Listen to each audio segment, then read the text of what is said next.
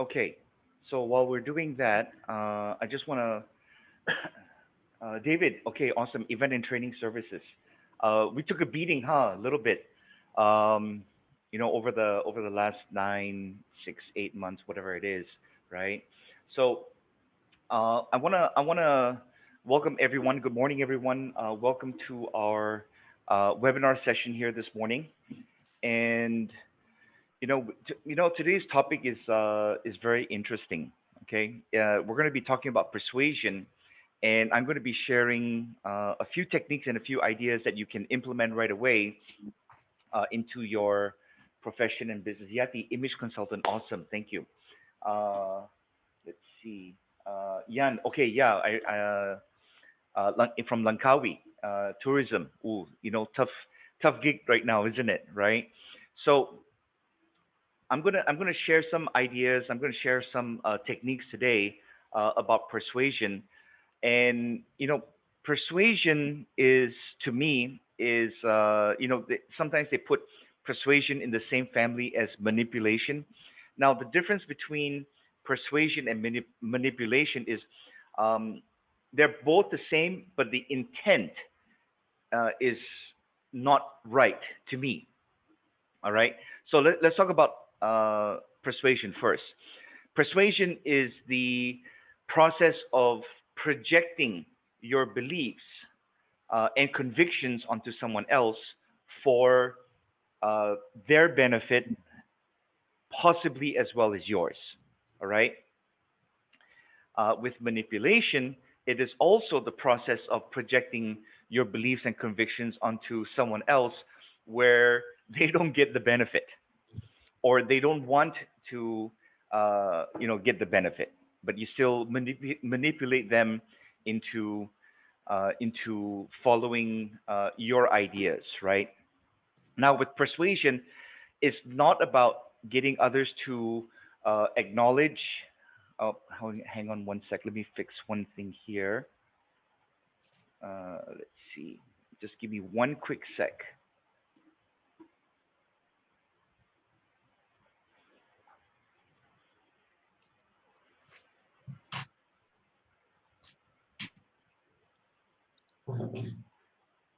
Okay, so like I said, it's not about getting persuasion. It's not about getting others to acknowledge, your position or agree with your business case. It's about getting them to internalize your message because they believe that it's in your best interest. Okay, and ultimately, persuasion is the ability to get into emotions and reach the subconscious. There's something called the decision maker in all of us, right?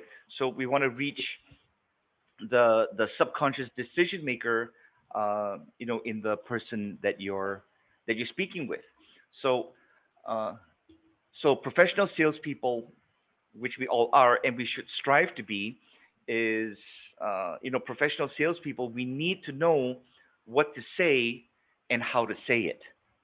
Professional salespeople have the ability to influence prospects, to trust them, and to follow their advice. And this is the skill of persuasion. Now, let me ask you this. I'm going to ask you this question, and what I'd like to have you do is, if you agree with the question, just type in yes. If you don't agree with the question, uh, then type in no. All right. So the question is, would it make a difference in your business and your career if you were to be more persuasive and to be more compelling in your presentations and your conversations? So if you agree with that, write yes, type yes. If you do not agree with that, type no. All right. Now, I want to mention this. I'm getting a whole bunch of yeses. Awesome. Uh, yes, correct. Okay. So we have to understand this. Persuasion is a very ethical thing. Many people think that, oh, salespeople profession, in the sales profession and persuasion, they think it's a shady tactic that involves convincing people to do things they don't want to do. When you have that definition, then that's manipulation. But it's actually the opposite of that. Persuasion is about getting emotional engagement with people.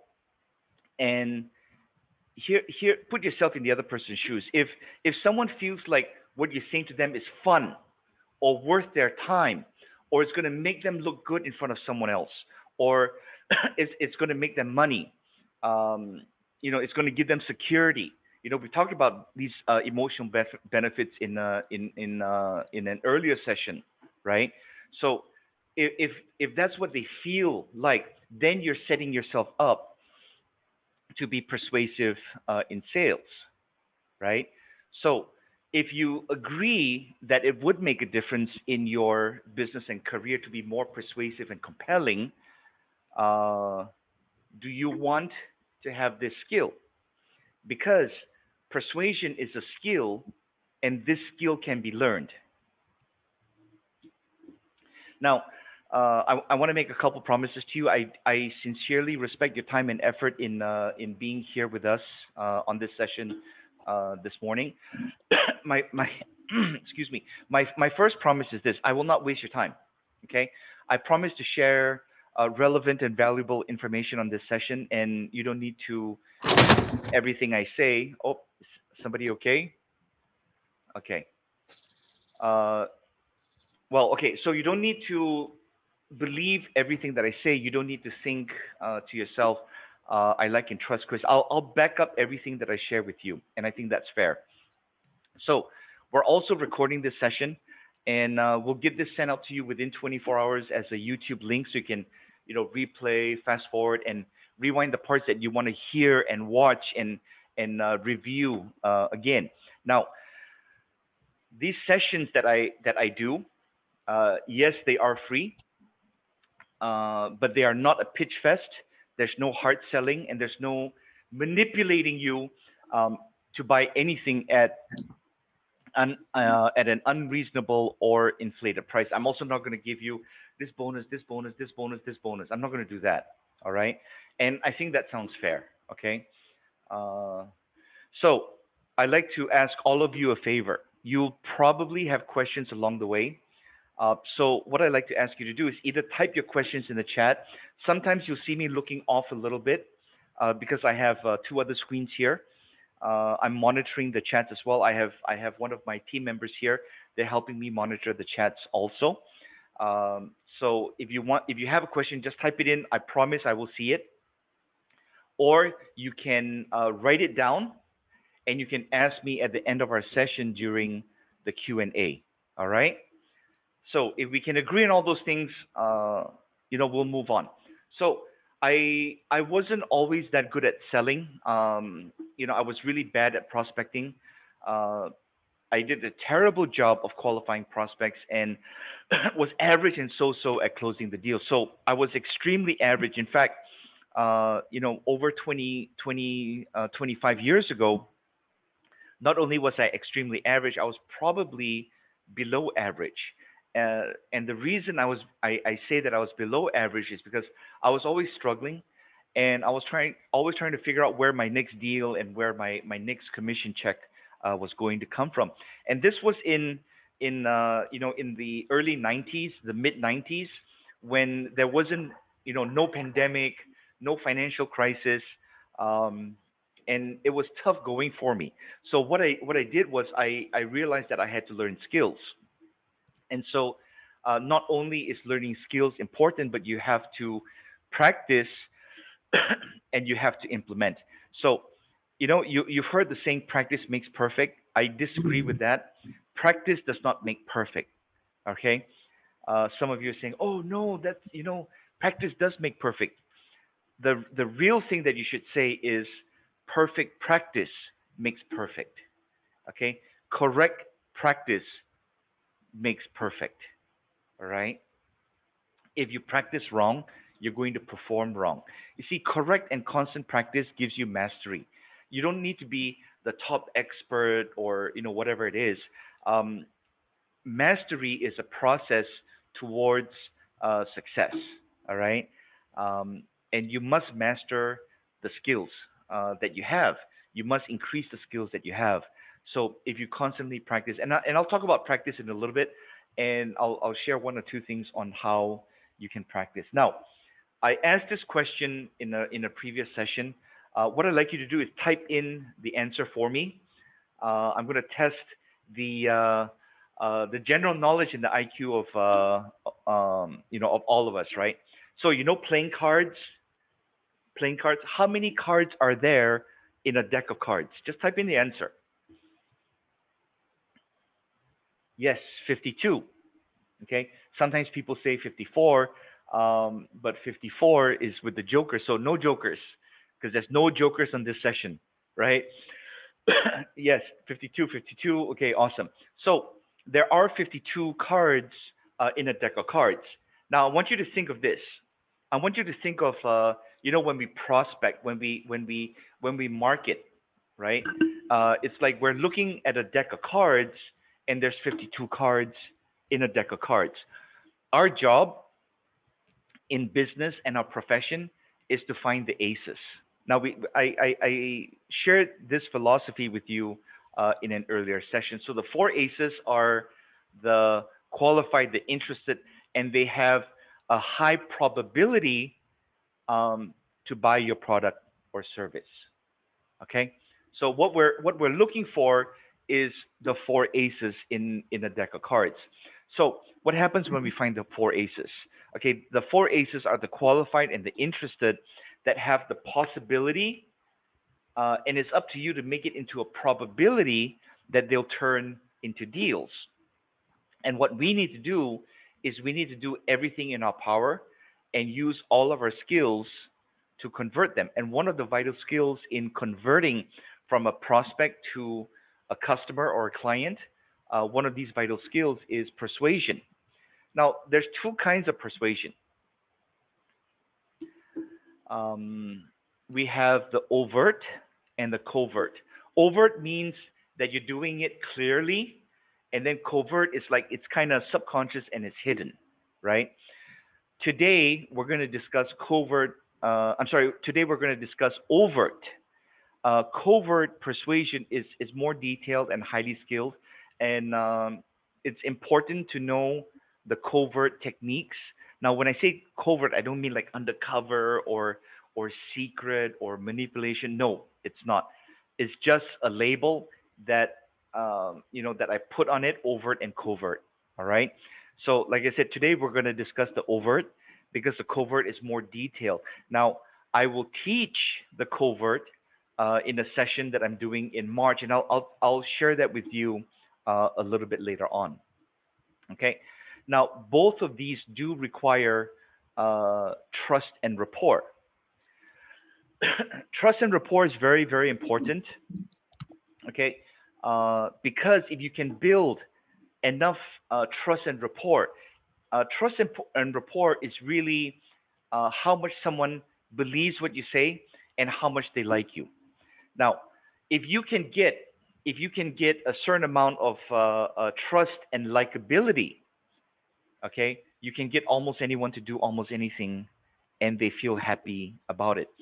To get this not go into manipulation, we must do it within legal and moral reasons, and whatever a product or service that we're presenting to them, it must benefit them, and it will not make them bankrupt if they get it from you. Okay, I want to make that extremely clear. The skills of persuasion are so powerful that you must use it for good. You must help yourself, and you must help the person that you're helping. All right.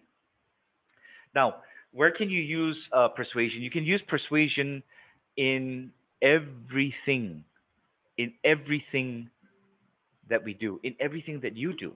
All right. You can use it in in-person conversations. You can use it in in-person presentations.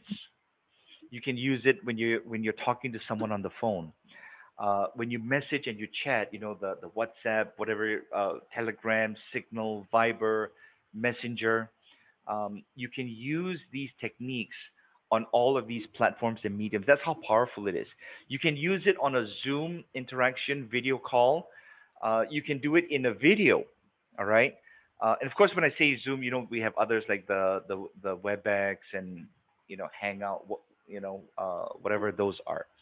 You can use persuasion in an email that you write and send to someone.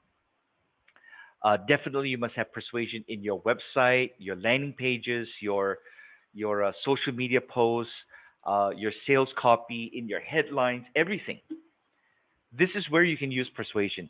You can use persuasion with your family, with your friends, with your relatives, people that you just meet. Okay, and I want you to think about this. Have you ever experienced a situation where you met someone and a couple seconds later, it's like you were listening to them, you had trust and rapport with them, and then you kind of felt that, you know, I don't know why, but I like this person. Okay, and that's the persuasion, that's the trust and the likability, basically the rapport. Okay, now let's get into the techniques. Let me fix one thing here again. Okay, we got it. Okay, technique. I'm going to share with you technique number one. Technique number one is uh, we got to have rapport. We need to understand that when you get into a business or a selling situation, especially at the initial phase, their defenses are up. You have this yourself. When let's say you want to buy something, let's say ladies you want to buy an outfit, right? Or gentlemen you want to buy like a tie or a watch, whatever it is, right? Let's say we want to buy a watch. You go to the watch shop, and then you walk into the watch shop. I know I say watch shop sounds like very very uh, uh, what do you call it? Sari sari or kedai, right? But okay, a watch boutique, right? So you walk into the watch boutique, and then you got the salesperson standing behind the counter, and then what did they say? Hi, can I help you? Right? And then what do we answer? What do we answer? We answer, I'm just looking. Even though you want to buy a watch, you want to buy a washing machine, you want to buy a dress, you want to buy a suit, a tie, shoes, we always say, I'm just looking. The reason for that is because even though we know we want to buy it, we have this thing called buyer's remorse. See, as you've experienced this where you buy something, especially when the price point is a little bit higher, you buy something, it's with you already, you feel happy, but within a couple of minutes, you feel like, oh, what did I do? Did I make the wrong choice? Did I make the wrong decision? That's natural. We all go through that, and that's called buyer's remorse. So, our mind is protecting us from experiencing buyer's remorse. So our defenses come up. Okay, when a prospect has let's see, when a prospect has their defenses come up, they become evasive. When you ask questions, they don't give you like real answers. When you ask a prospect this question, for example, if you're doing let's say homestay, or if you're doing hotel, motel, or accommodations, how many nights were you thinking, or when do you think your trip would be? And then they go, oh, we haven't decided yet. I don't know how many nights we're gonna stay. When you get evasive answers, what kind of color do you like for your tie? I'm not sure yet. When they give you evasive answers, then you haven't built rapport yet. Okay, before you build rapport, let me rephrase that. Before you start to persuade, you must have rapport, because if you don't have rapport, they're not going to believe you, and you're not going to be on the same page no matter what you say, unless you're selling a Mercedes for $1. Okay, but think about this. Have you ever seen something that was like priced real high, and they dropped the price like to a super low, super low, super low, and then you start thinking, is this a scam? Is it genuine? There must be something wrong with it. right? So it's not really the price. It's because there's no rapport, there's no relationship yet. Okay, so instead of saying, "Can I help you?" Because when you say, "Can I help you?" the automatic response is going to be, "I'm just looking, I'm just browsing, just checking it out, doing my research, canvassing." Those are the normal responses you hear. Now, when I was a young salesperson, okay, now I'm an old salesperson, right? When I was a young salesperson, I would always go, "Hi, welcome to," okay, I used to sell cars back in 1995. Um, this was in San Diego, California. So I used to sell cars, and then people would come on and they would look at the cars, and then, "Hey, welcome to XYZ Toyota. Can I help you?" And then always I would get the answer, "I'm just looking." And then it would make me, something would change in me, and then I would feel negative, because then I would be thinking, um, "Why are you just looking? We're not, we don't sell milk, we don't sell cookies, we don't sell eggs here. We only sell cars. You didn't come here by accident. You came here because you told yourself, 'I need another car,' or 'I need to replace my car.' So don't tell me that you're just looking, okay?" So when I was doing that, I was not building rapport, and I was really hard closing, because I didn't use persuasion, because I was always like, butting heads with the prospects. And then I learned about persuasion, and how to do it. So I also realized that, don't say, "Can I help you?" Because when they say, "I'm just looking," it makes my mind go the other way. All right. So instead, what I would say is, they would still, they're still thinking, "I'm just looking," and then I would say, "Hi, welcome to XYZ Toyota. I'm Chris, and you are," and then I would get their name, and then I would say, "Hey, it's really nice to meet you. Uh, isn't this a wonderful day to be looking at cars?" And then they would agree with me. So now we become on the same side. So something that maybe irritated before, when they said it, I would say it first, and then now we're on the same side, and they would say, "Yeah, you're right." And then I would say this. I would say, if you're if you're like most people who come here, who come to this watch shop, who come to this dress shop, who come to this car dealership, okay?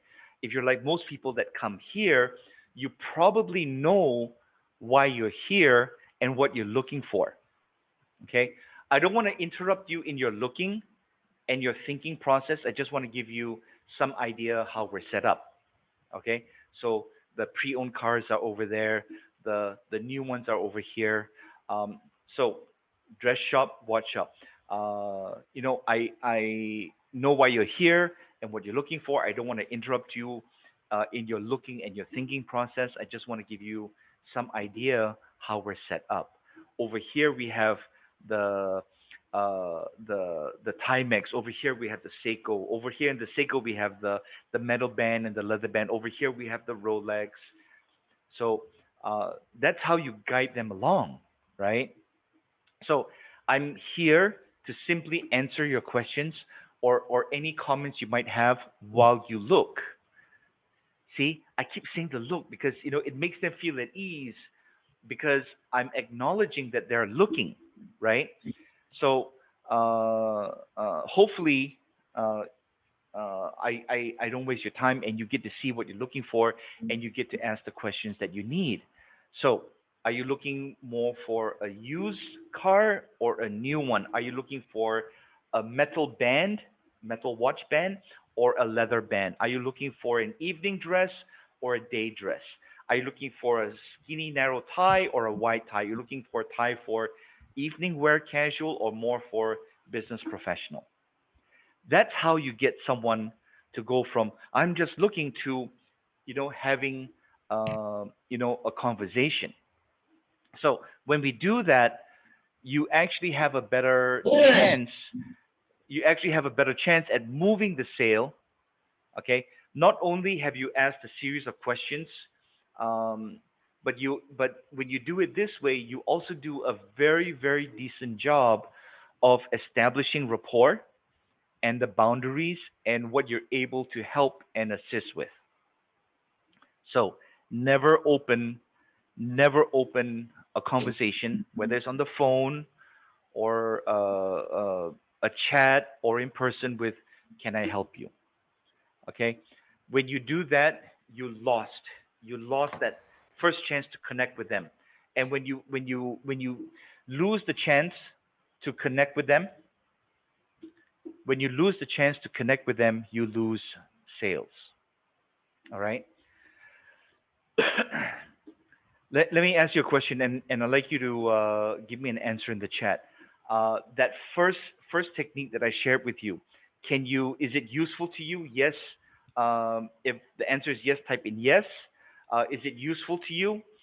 Is it something that you can use right away? Just put it in the chat for me so I know we're on the right track. Okay, awesome. Getting a whole bunch of that. Awesome, thank you. Okay, so let's go into technique number two. Technique number two. Okay, so first technique we talked about the rapport, right? Now we're going into the next stage where we're going to talk about it's called commonality. Commonality. A lot of trainers, they so-called gurus, they say, oh, get common ground. Common ground is a very shallow. It's very um it's not, it doesn't last. Okay. So you must do it in a way that it establishes first, and we call it a foothold. You establish it first, then you increase the level of commonality. So the unfortunate thing is when most salespeople, business people, they meet with prospects, they only talk in their own language and only about themselves. So the subject of the conversation, instead of saying, "This is my product. This is your problem. This is what we can do to fix your problem. Do you want it?" Basically, that's a sales conversation, right? But what they do is they make the conversation, the subject of the conversation is me, my company, my company, my company, history of my company. This is my company's building. They talk about the features, the features, the features. Ooh, it has this, it has this, it has this, the features and the functions. When sales professionals meet with prospects, they talk about them, them, them, not me. They talk about them, them, them. They talk about their problems. They talk about their values. They talk about their plans and desires. They speak the customer's language in order to build rapport. Now, well, when we go into language, we go into speech volume, speech pitch, rate, mimicking, mirroring. All right. So we get into that. Now, rapport is a very special relationship between two people, and it's based on harmonious communication. Harmonious means in sync, right? It means a pleasant, synergy, right? So this occurs in different forms and on different levels. Um, a lot of the information interactions that we have, a lot of information is conveyed verbally, non-verbally, consciously, and subconsciously. What does that mean? It means that you can hear what I'm saying, but you need to see how I'm saying it. And what we want to do is we want to tap into the conscious and the subconscious. And it's not easy to do, but it's simple to implement. All right, the steps are very simple. If you choose to do these things, okay, if you adapt the mental thinking and the language to mirror your prospect, okay, you can build rapport and you can build influence and persuasion very easily and very quickly. All right. Without using the right language, you will not be able to share your ideas, show your personality, or express yourself effectively. Now, we've all heard the cliche of, uh, the salesperson person should talk less, the prospect should talk more. it's not just the talking more or talking less. It has to be the quality of the content. Okay, and you've experienced this. Let's say you're talking to someone and you do most of the talking, and they just say, "Oh yes, yes," they engage themselves in the conversation with you. But let's say you, and I'm talking about a personal conversation. So at the end of that conversation, if let's say you are the one talking 70 plus percent to 80% of the time, when you walk away, you're gonna go, "Wow, that person is so interesting. I really like them." The reason they were interesting and you like them is because they listened to you. You were able to project yourself and verbalize the things that you were talking about. And because we do that, it's normal human reaction. It's a normal human behavior. When we talk to someone and we do all the talking, we almost instantly like them. If we realize this, if we realize this, then what we need to do is we need to allow the prospect to talk more than we talk. All right. So when with commonality, we can talk about a shared background. Okay. We can talk about shared experiences. When we talk about language, it's verbal, nonverbal. Um,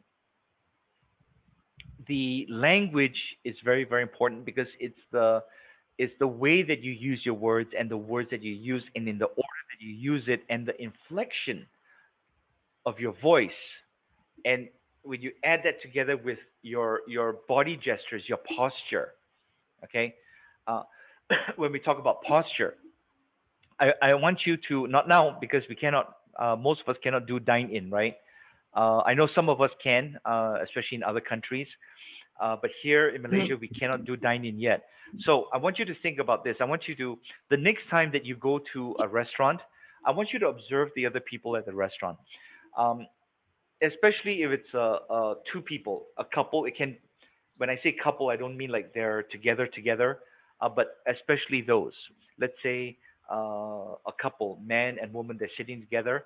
I want you to look at just at their body language and see whether they're in sync, harmonious with each other, or they're not. Okay, and you can tell that just by the body posture because more often than not, if let's say one of them is leaning forward, the other would probably be leaning forward. If they're not in harmony, if one leans forward, the other one goes back. Okay, so we must be in sync with posture as well. So how do we do that? Now we must be careful of this. We cannot be too obvious. Okay, one of the things that I do is when I'm talking to someone and they put their, they do that, right? I would not follow and do this. I would probably do something like that. Kind of mirroring. We call it a mirror match. We want to mirror their posture. Now, a word of warning. When we talk about the background experiences, we cannot fabricate. What it means is we don't lie. If they say that, oh, this is my background, and then, oh yeah, I have that too. Okay, and that's not the way to do it, but I'm shortening it a little bit. All right. Uh, so we don't want to fabricate. We don't want to fabricate things. All right. We don't want to uh, lie. We don't want to make things up. We don't want to create experiences just because they have it as well. What we want to do is we want to pick the one thing in their experience or background that we have some commonality with, and then we want to, and we don't need to go, oh, you went to this school, I went, and then have a whole conversation about that. Just one or two little points to give the subconscious indication that you're the same, I'm the same as you, you're the same as me. Okay, and one of the best ways to do that, one of the strongest ways to do that is by asking questions. You see, when you ask questions, you ask the question and then you get them to answer. When you get them to answer, you see, you ask one sentence and you get them to answer you, and then they start talking. When they start talking, you get information, you start building a harmonious bond. For example, let's see, Yati, image consultant, if I recall, right? So instead of saying, "Oh, you need to wear this, you need to wear this, you need to wear that," you want to ask questions like, how do you feel about this color? Have you ever done this? Ask the questions where they start telling you their experience, and then you can determine what is the right fit for them. And another thing, when you ask questions and they answer, they start experiencing in their mind, especially if you ask the questions the right way. Now, there's a few ways to ask questions. You have, open-ended, direct, and suggestive. Okay, open-ended, what it means is that you ask a question and they give you like a story, or they have to give you, more than one sentence. Open-ended, you cannot answer with a yes or no. Open-ended, you have to give the justification, you have to give the background. Okay, the direct is yes or no. Uh, let me ask you this, all right? And I want you to answer this in your head. When you ask a question, do you want to get a yes or a no? Okay. Yes. Sorry, somebody said something. Do you want to get a yes or a no? Okay. So let's see, where is I? Okay. So you get a yes or no. You want to get to a yes because then we build onto what we call a yes set. That means we get them in the habit of saying yes. What if there was a way that you ask a question? Because you see, when their defenses are up, when you're talking to a prospect, okay, they want to say no. They don't want to say yes. They want to say no. I want to think about it. No, it's too much money. No, I don't want to buy. No, I'm scared to make a buying decision. They want to say no. So we tie in into that normal human behavior. Okay, it's so normal and it's so easy to say no. Okay, especially when in a buying situation. All right. What if there's a way that you can get them to say no, but it actually means yes? Okay, and that's a very subconscious, powerful tool. We don't, I won't share it now. This one single tool is so powerful. I'll tell you how I can get that shared with you later on. All right. Then we have suggestive. Suggestive is things like, how would you feel? What would happen if you? Okay. So these are what we call experiential questions. Okay. So these are the three types of questions. There's actually a whole bunch more. All right. There's a whole bunch more. Now, the problem with selling is that most salespeople, they don't have a process to build predictable results from asking questions. Think about a factory. A factory has a conveyor belt. Has a conveyor belt. You put the ingredients here. You put the raw materials here. It goes through the conveyor belt or the process, and this product comes out at the end. Correct? We as sales professionals and business people, we need to think that we are a factory. You put the prospect here.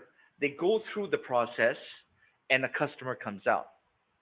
Okay, I'm not saying don't have feelings. You see, everything that we're talking about now, the selling skills, the handling objections, the follow up skills, everything we've talked about in the last 9 sessions, okay, is actually our conveyor belt. We need to build a sales process that gives us predictable results. Okay, what that means is I know that if I have 10 prospects and I do these things, I will get 6 customers. Then every time you want to get 6 customers, you got to put 10 prospects on your conveyor belt. That makes sense, doesn't it? Right? Give me a thumbs up. Give me a thumbs up, or use the what do you call that? The emoji thumbs up. Give me a thumbs up if you kind of agree with that. Yes? Okay, awesome. Now, you must have predictable results. And one of the ways you can have predictable results is by asking questions. So every time you sit down with a prospect to diagnose a challenge, to go over the problems they're facing, if you don't have a predictable a predictable process. You start from zero each and every single time that you talk to them, that you talk to a new prospect, because you have no map. You have no map to guide you. We all know lawyers in our life, right? Whether it's our relative, neighbor, or hopefully we don't use one, right? Or we see lawyers on TV. Now, lawyers on TV is very different from real life.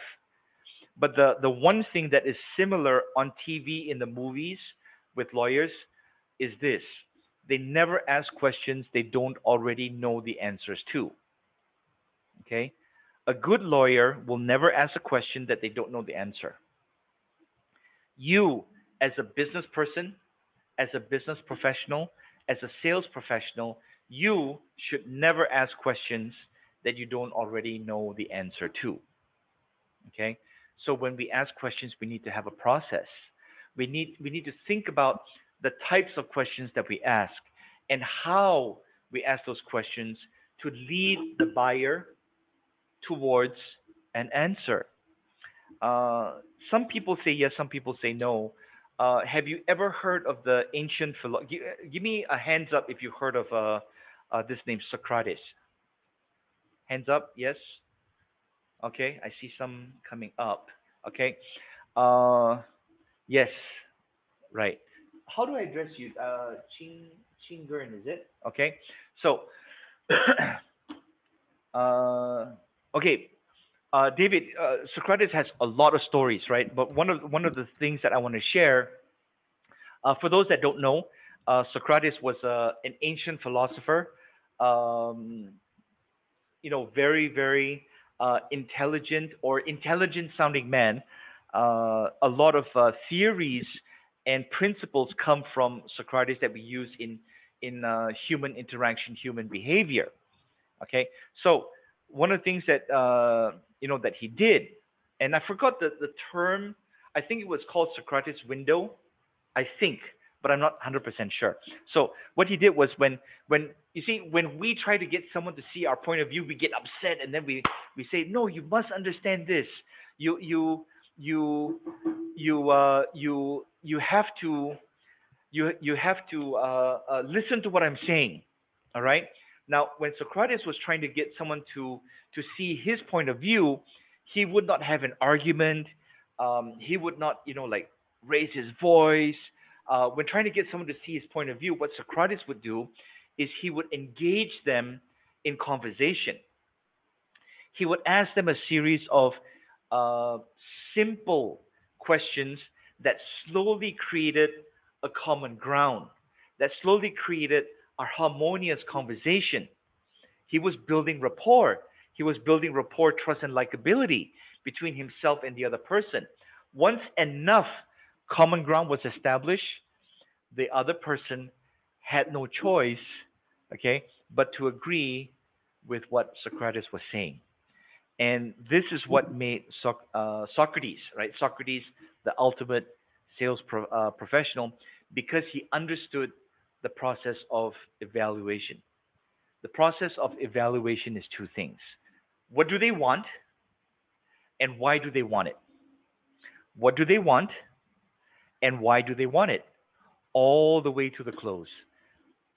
What do they want? Why do they want it? What do they want? Why do they want it? Just remember this: find out what they want and why they want it. If you can figure out the why of, well, why somebody wants something, you can keep emphasizing on that. All right. One of the techniques that I did, for example, I would talk to a person. They would say, "Oh yeah, I want to get this because I want to save." I'll give you a quick example. Let's say I want to get this because I can save 10% a month, and then I would say, "What does that translate to?" They would say, for example, we'll just agree that it's 500. Okay, so I would not say, think of the 500, think of the 500. I won't do that because it it's you know what can you do with 500, right? And that's the question I would ask them. I would say, wow, it's great that you want to save 500 a month.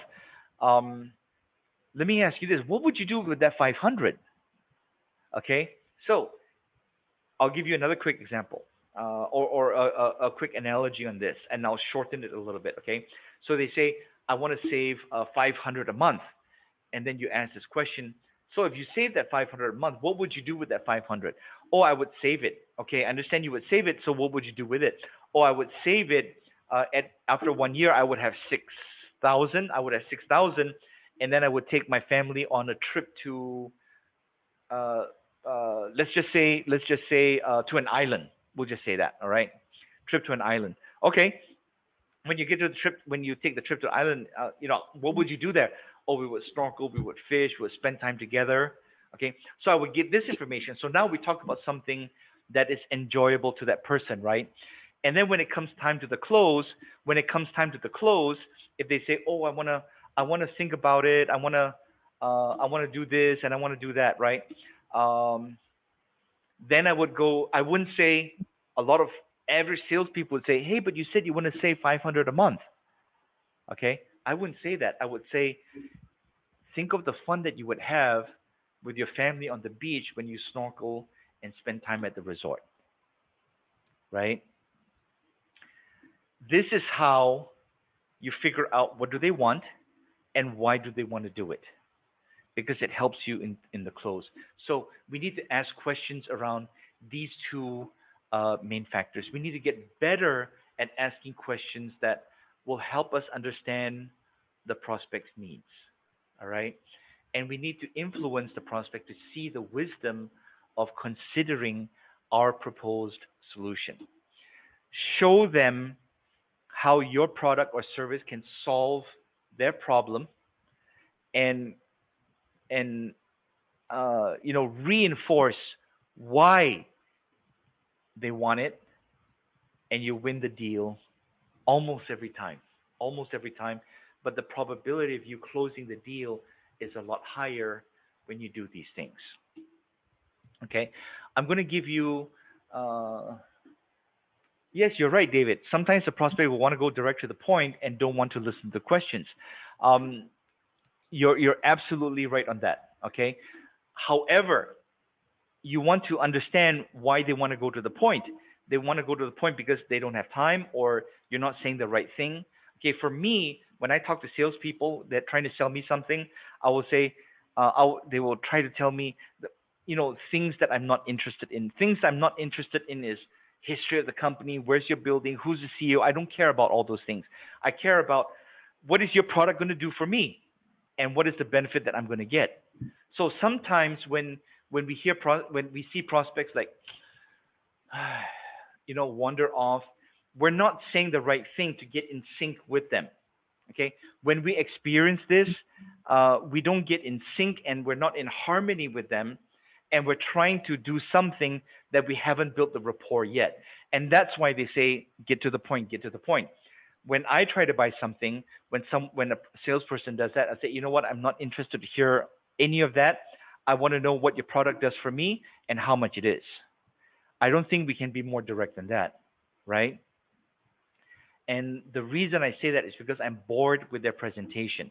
If you make something fun, okay, people will participate. Also, sometimes when you don't get to the point, maybe they only have 10 minutes or 15 minutes, or whatever the time frame is for the conversation with you. When I start my conversations, I will always say, okay, this is what I would like to discuss today, or I'm going to have a few questions for you. How much time do you have for this call? Or how much time do you have for this meeting here? Okay. And then if they tell me 10 minutes, I'll say, okay, understood. I only need 10 minutes to cover all these things. If we go longer than that, it's only because you asked me to. Does that sound fair? And they go, okay. So now you have a time frame. I hope that kind of answers your question, David. Okay, so we I'm going to share with you a blueprint. In fact, this blueprint can be tailored to a 5 minute conversation or a 1 hour conversation. Okay, whoever is making that, I think we need to mute. Okay, thank you. Let's see. Okay, so the steps are, what you see on the screen. So for the personalizing the message, if you're looking to persuade a prospect to consider your product or service, you must use a script. You must use a script. Okay, but your script must be effective and persuasive. And even though you use a script, you also must be flexible. You got to think of the different scenarios and situations and have the proper response to that. Then you focus on the problem solving. Instead of telling the prospect all the reasons why they should buy your product, this comes into the getting to the point. When you don't do this, all right. I'm sorry. When you do this, when you tell them why you should buy, this can feel pushy. It can feel like they're being forced to buy from you. Focus on why your product or service can help solve their problem. Keep their concerns and position your offer as a solution. The prospect, tell them the value of your product. All right. Now, when we talk about social proof, is one of the strongest ways is letting your past customers or current customers do the selling for you. I'm not saying bring your customer and sit down and then do the presentation with you, right? Um, this is called social proof. Social proof can be a very, very powerful persuasion technique. Now, your prospects and buyers may not fully 100% take your word. They may not fully believe you because they know you want to make the sale. Even though we always say, oh, I don't need to make the sale. I don't. You know what? They don't believe it. All right. Buyers know your job is to sell. They know you want to make the sale, and they may feel more likely to trust a testimonial or a story from a previous customer who was looking for the same solution. If you're facing resistance from a prospect who feels unsure if your product is the right fit, sharing a customer success story, can be an effective approach. There's a way to do this that is so effective. Um, but I normally teach that in our longer sessions. Okay, we call it the hidden commands. How do we tell the story and put hidden commands in the story to get a prospect uh, to make a decision or to take the action that we are suggesting. Okay, now we talk about anticipate objections. Imagine this: you feel prepared for your sales call, right? You feel like you have a solid understanding of who the prospect is and what they're looking for. Your notes is all ready and you're ready to close the deal. All right. Then during the call, during the call, the prospect throws several objections. They're asking you questions and mentioning objections that you're not prepared for. Okay. To be persuasive, you need to prepare your sales conversations by brainstorming the possible objections a prospect may have to what you're offering them. And you need to prepare the responses to overcome the objections. Okay. Then next is we want to empower decision making. Uh, you want your customers to buy from you uh, because they truly want to, not because they're being pressured to. Nobody nobody likes being told what to do, including and especially your prospects. So you want to avoid being too direct. That's one of my challenges. I'm very very direct. Okay, um, it's your job to provide the information that makes the choosing of your product or your service the intelligent, financially right decision. Okay, as a persuasive seller, it's you know you need to make sure you remind the prospect that the purchase is truly their choice throughout the conversation.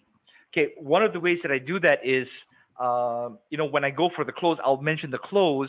I'll wait for 1 or 2 seconds to gauge their response, to see their face, or listen to what they're saying, and then I'll say, you know what, you don't need to decide this right now.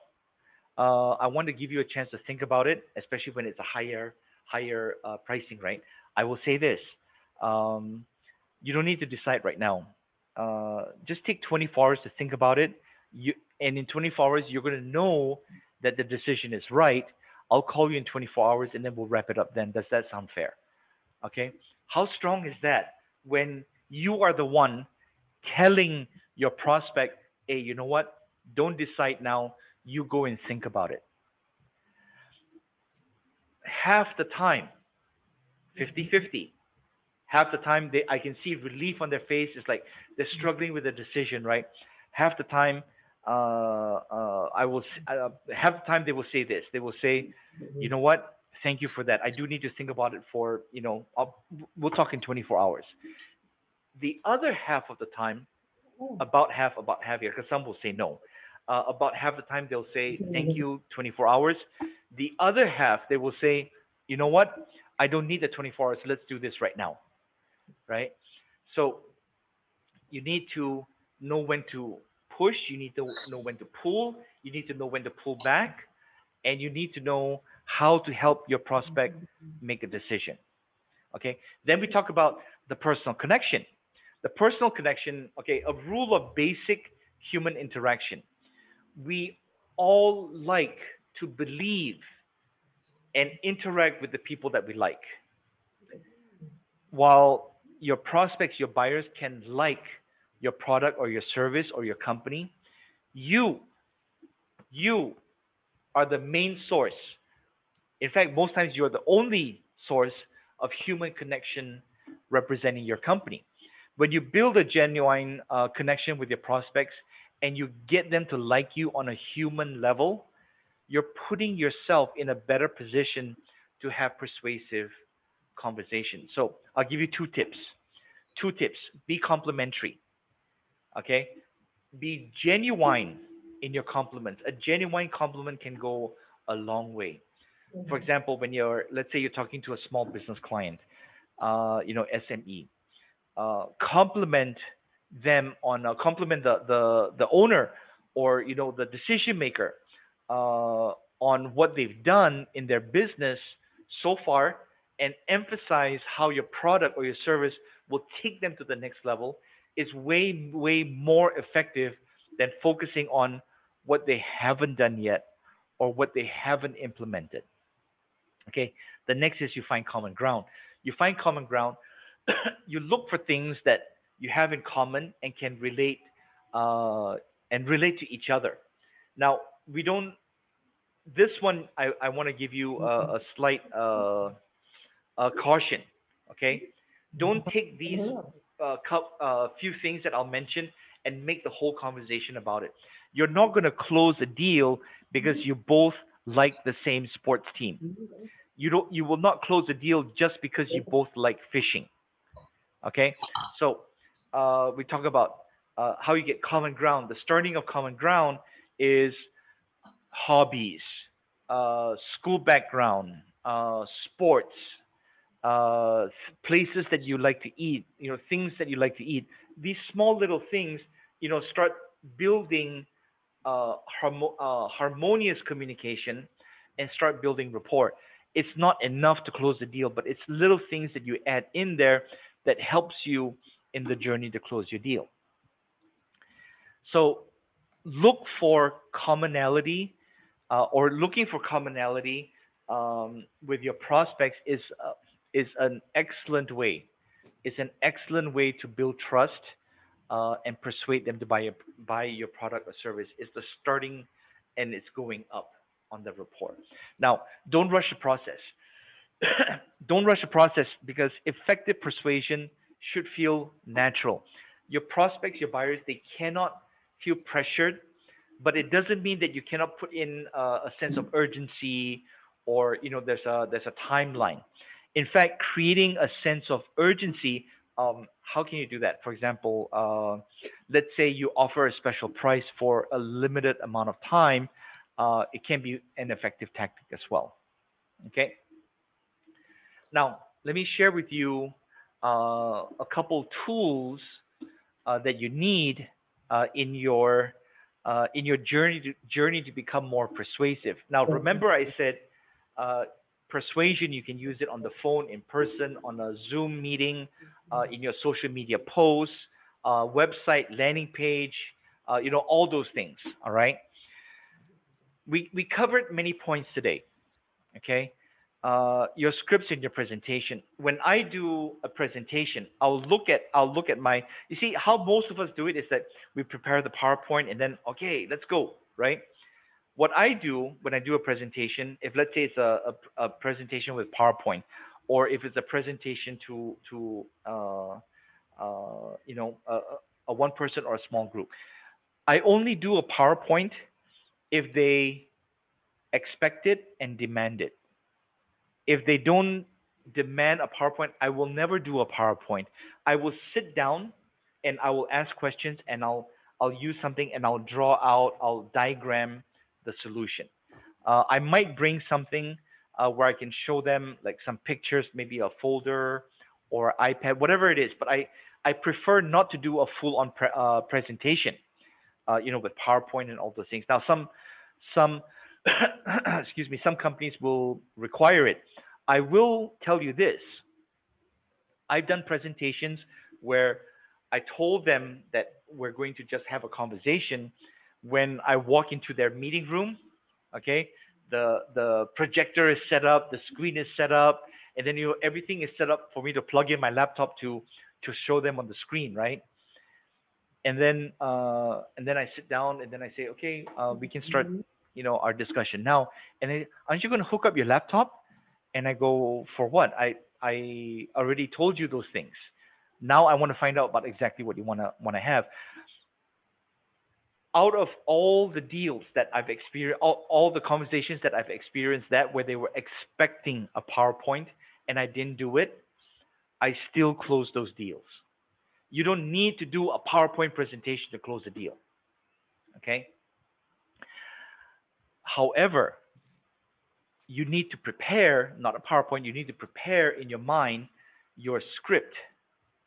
It can be a script in your mind. You can say, okay, I start with this, I say this, if they say this, I answer with that. You need to prepare and you need to practice.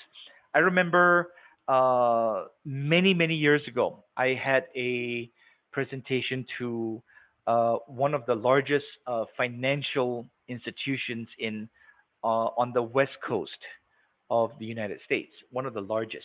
Okay, uh, I had a was not a partner, but we were trying to get the project together. Right? The project we had 10 minutes to present. Okay, we had 10 minutes to present, but we scripted out the whole presentation, and that partner and me, we practiced for probably 30 hours nonstop. Okay, I'm not saying 30 hours nonstop. I mean like 2 hours here, 4 hours here. We practiced for 30 hours for a 10-minute presentation.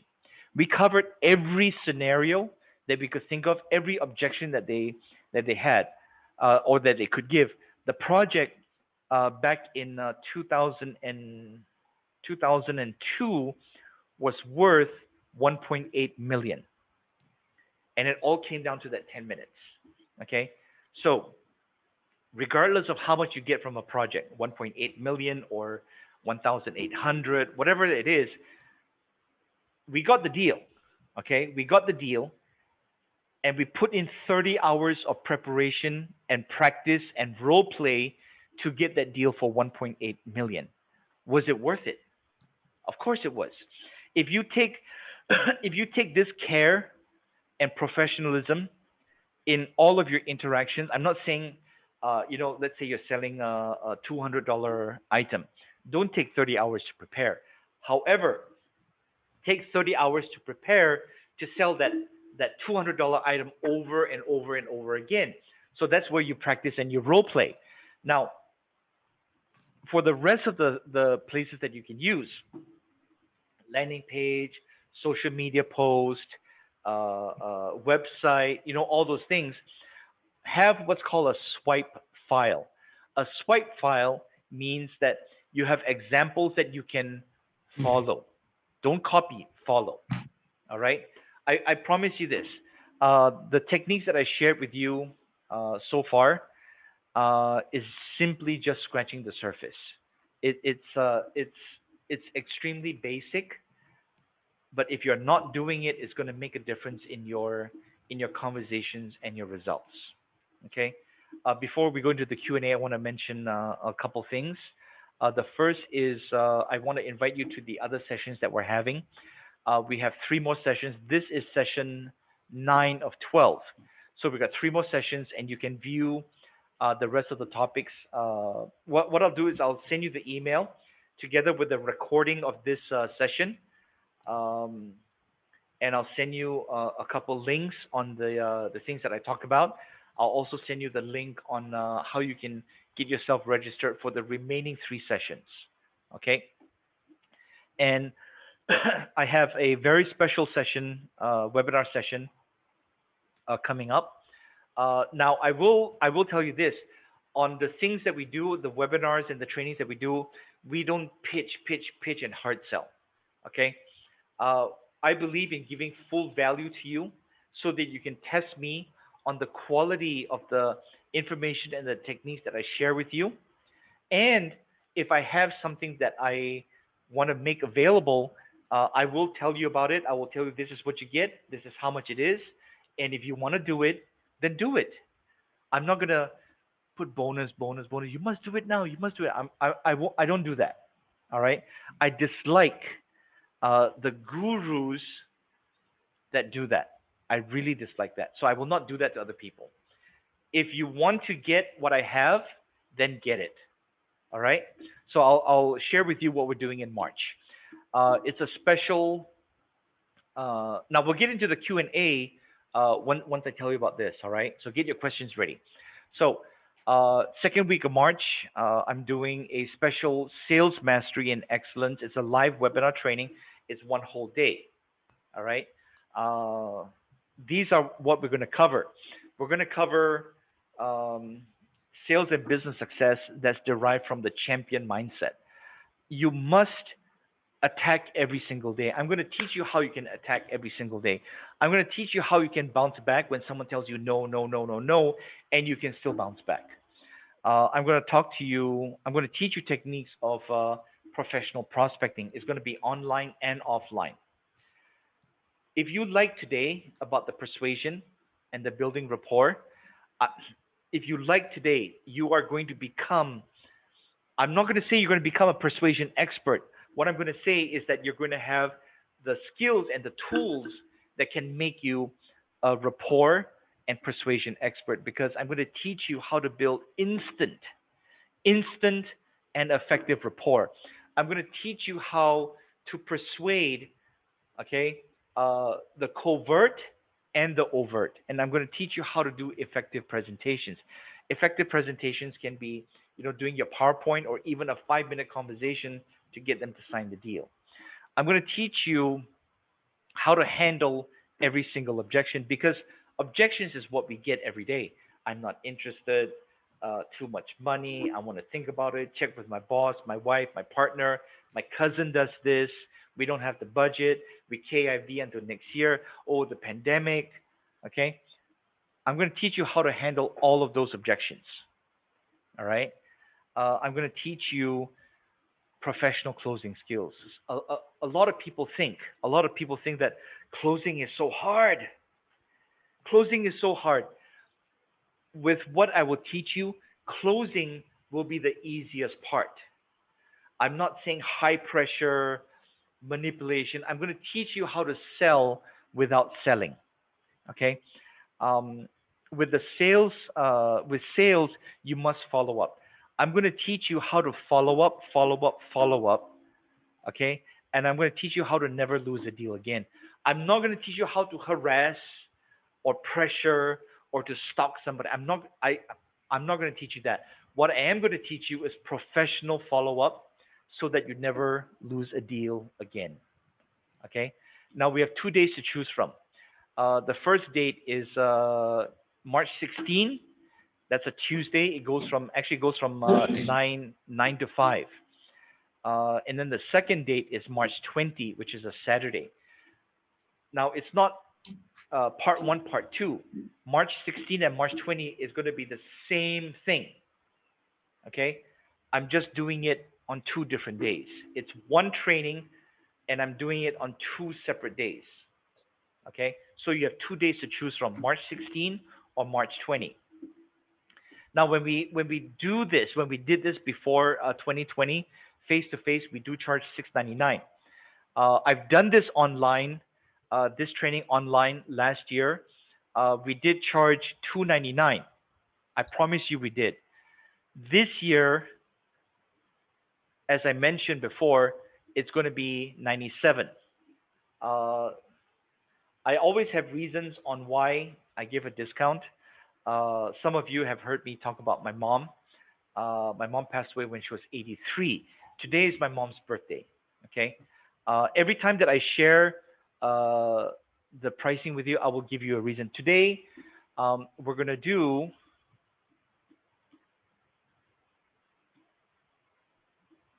67. Okay. If you buy it today, it's 67. If you buy it in a month from now, it's still 67. The price will be 67. It will not go back up. The price is 67. Okay, 67 USD will give you one ticket, and you get to this is what you have. You can attend on 16th of March, or you can attend on 20th of March, or you can attend both. Okay, either way that you choose, you should attend. From the bottom of my heart to you, you should attend. You will not get a deal from anybody else at this price point of 67. Okay, so you can attend on March 16, or you can attend on March 20, or you can attend both, and we will record each session, and you will get the recording. Now, in the email that I'll send to you with the recording of this webinar, I'll include the link on additional details. Uh, in other words, I'm going to send you the link that I'm going to tell you what you're going to get, and then I'm going to ask you to buy a ticket. I am going to do that. I'm not going to force you to buy a ticket, but I'm going to ask you to buy a ticket if it's the right thing for you. Okay? If you want to take a look at that page, you can hit the QR code here, or you can hit the link. Now, I will send you an email with the recording of this session. I will send you the PDF of all the notes from this session. When you get that, you can scan the QR code from there. Okay. So with that, let's get into our Q&A. All right. So let me unshare my screen so I can look at everybody's handsome faces, except for one or two of you.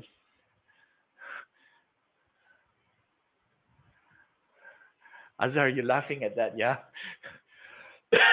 Are you in the majority or the minority? Did I owe you something, Chris? You owe me something? No, no, no, no, no, no. Okay, so do we have any questions at this point? No, at the moment. Okay, well, from you. Okay, so let's see. Yes, no? Okay. Uh, Before we end our session, while we're doing this, if you have questions, uh, Jamia, drive safely, yeah? Drive safely. Okay. Hidayah, did we get all the meat sorted out? Hidayah, yes.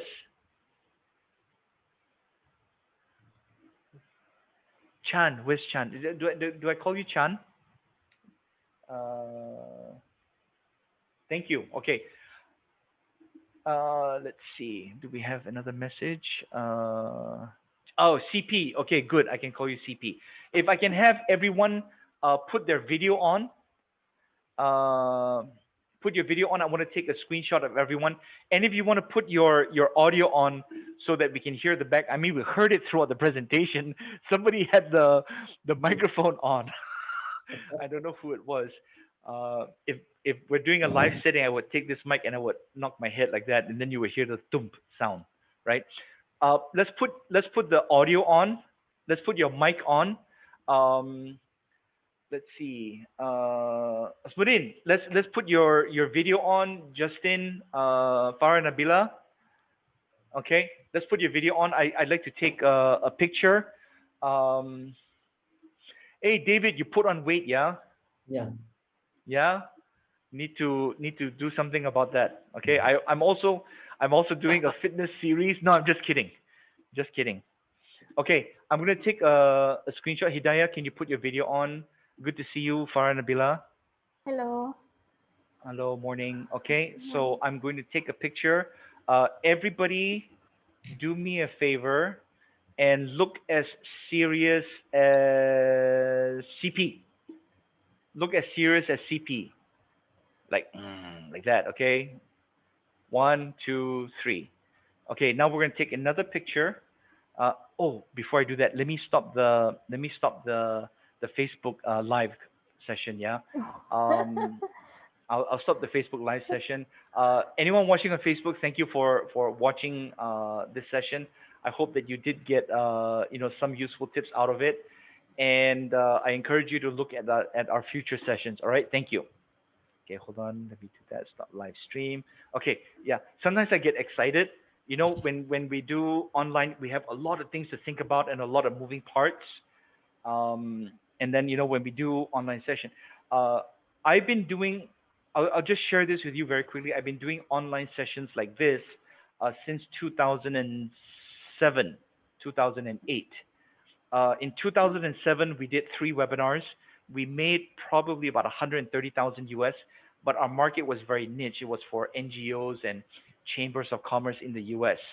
Um, and until 2019, I probably did 1 webinar a month or 1 webinar every 2 months.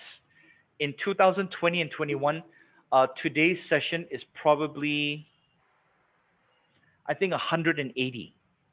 We've done 180 sessions uh, since April of 2020. Okay, and we're still learning. All right. So I want to thank you all for being here. Let me take a picture of us now. Let me take a picture of us smiling now. We want to smile as big as CP now, as big as CP. Andrea, show me your wonderful, beautiful smile on this wonderful Friday morning. On the count of three, one, two, three. Okay, awesome. And let's follow Farah Nabila. I'm sure we all saw that. We give the Yes. what is this called? I think it Peace. started like ooh like that, right? Okay, can we try that? Okay, on the count of three. Jamia, you continue driving. Don't do that. Don't Just make drive. peace. Okay, on the count of three. One. I want everyone to do like that. Come on, Coach D. One, two, three. Oh, hold on. I gotta take that again. Sorry. Okay, on the count of three. One, two, three. Awesome. Okay, so I wanted to ask if anyone had any additional questions Got at one. all. Azar, yes, go ahead. Yes, Chris. Regards the fee for the webinar on March, Right. 67 will be equivalent RM how much? Uh, what's the rate now? It's like we'll just cap it at four. 268. 268. Okay, thank you. 268. I also give everyone a guarantee. Okay, you can attend either on 16th of March or 20th of March, or you can attend both. It's the same price. I also give you a guarantee. I also give you a 90-day guarantee. The 90-day guarantee is this: you pay the 67 US or the 268 ringgit. You register. You attend. You can attend 16 and 20, or 16 or 20. 90 days. No, 90 days. 90 days. You use the things that I teach. If your results don't even go up by, you know, at least must go up by 50%, at least. Okay.